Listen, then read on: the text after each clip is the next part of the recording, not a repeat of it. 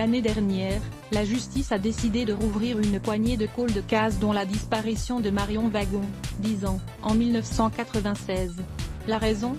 La découverte d'une dizaine d'ADN non identifiés sur le matelas de la sœur de Michel Fourniret.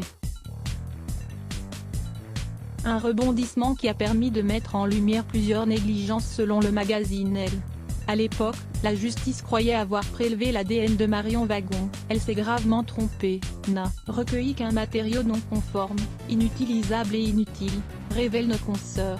Une erreur aux conséquences graves puisque sans ces précieuses empreintes, il est presque impossible que cette affaire trouve un dénouement.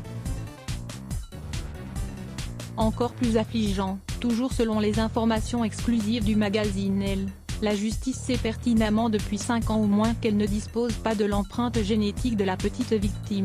En 2016, des analyses effectuées sur l'un des scellés du dossier de Marion Wagon n'ont en fait pas pu être comparées à l'ADN de ses parents. Et pour cause, les éléments pileux prélevés étaient dépourvus de bulbe. Par conséquent, impossible de certifier qu'il s'agissait bel et bien des cheveux de la victime. Un manque de minutie que la justice aurait pertinemment décidé de dissimuler.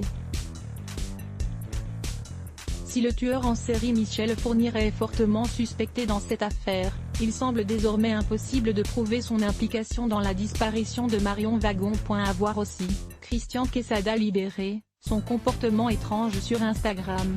Lisa Ziane à lire aussi les blocs ADS. Why ?